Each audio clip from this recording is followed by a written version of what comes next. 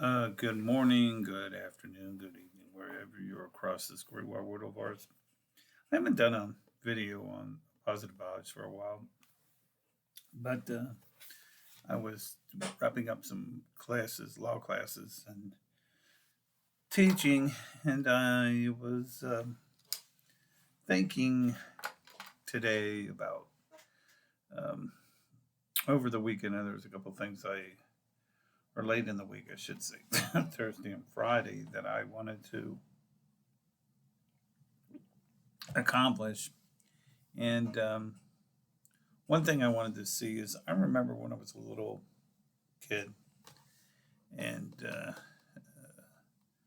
part of the issue was, or part of the thing was, always remembered was growing up, and we had the Walt Disney movies and all that, and then I remembered the movie Song of the South, and I was thinking um, about that movie and just how part of it is a cultural type of movie in essence, because really you couldn't portray that movie in this day and age, 2024 going into 2025, because of the fact of the many uh, stereotypes and issues concerning African Americans during Reconstruction, after the Civil War, during the Reconstruction era. And what brought me to that issue is I had to do some research concerning looking up some information on Woodrow Wilson, and always this contention that people view Woodrow Wilson, as a progressive. And granted, he founded the League of Nations, was the president of Princeton. But then he showed Griffin's Birth of the Nation. And, and I always think that, and I remember seeing this like almost like on the year 2000 or something, when I was working on my environmental history degree.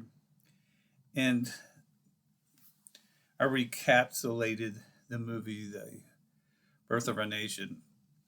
And the issue that came to me about that was concerning Woodrow Wilson's issue of playing that in the White House.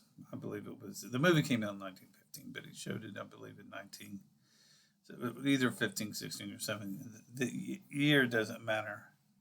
I believe it was 15 or 16, because World War One began in 1917.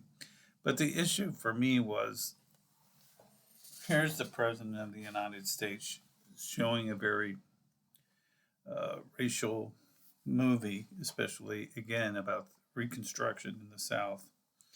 Well, it starts about the Civil War, and then the division between the North and South.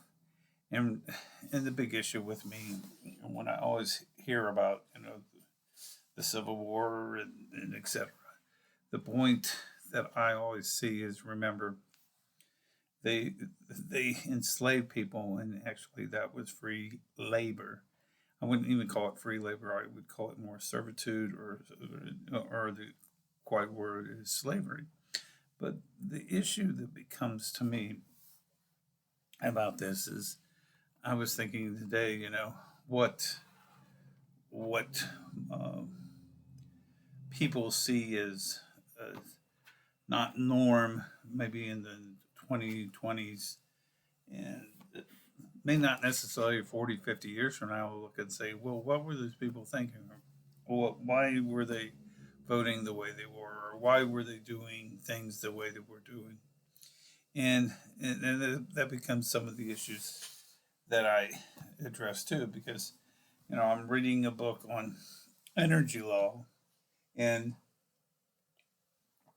excuse me, the issue becomes there that in the 1980s with deregulation, and what ensued with deregulation, and we got to remember, is it deregulated a lot of the like um, the telephone companies, deregulated at the time cable, all that deregulation that occurred under Ronald Reagan, but namely the energy level where that deregulated.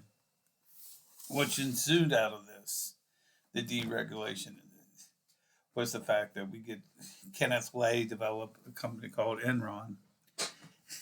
And we know what happens with Enron because of the history in early 2000, 2001, 2000s. And the issue that becomes about the company having to do a form of accounting that was not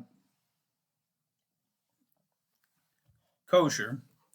I hate to use the word kosher, but so my point out of this is what I'm trying to make is just because what we see at present may not necessarily be the right aspect of things, but when we look 20, 30 years down the line, we have to think about the case in point deregulation, the case in point reconstruction. And I often think, often too, in the 1880s, Oklahoma, part of a lot of the Native American tribes moved into Oklahoma.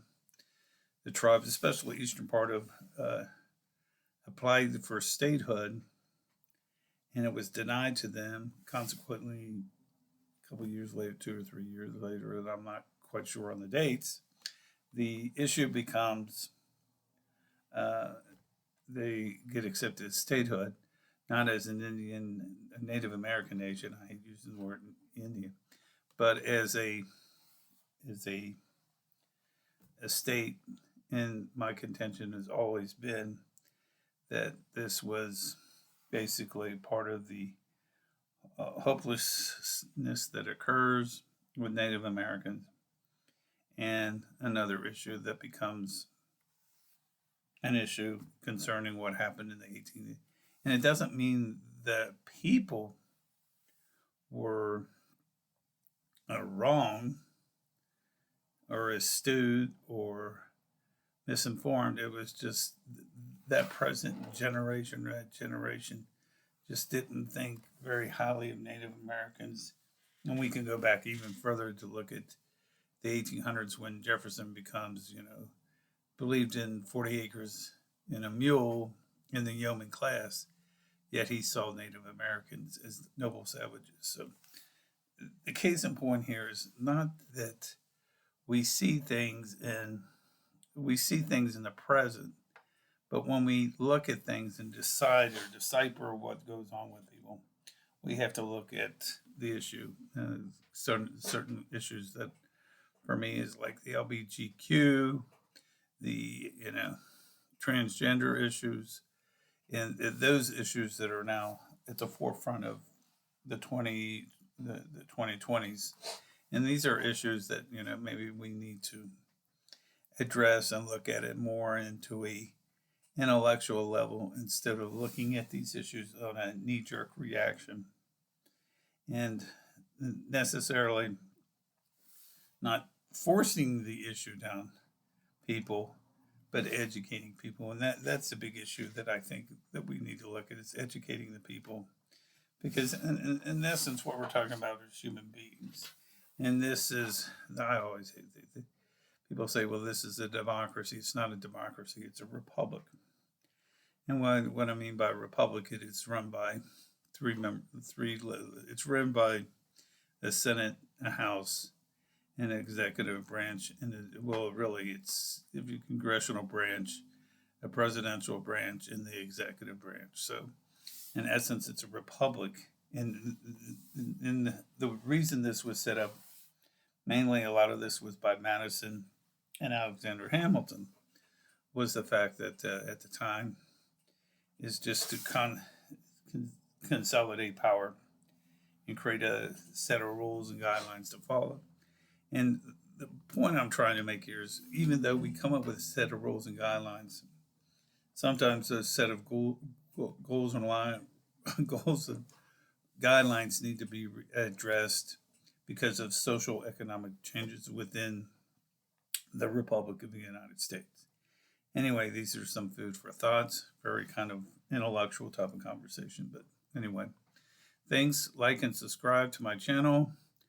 Feel free to reach out to me at bthomasmiller@gmail.com. I'll try to do a video sometime in the middle of this week. Anyway, folks, I will talk to you real soon and have a great day. Bye.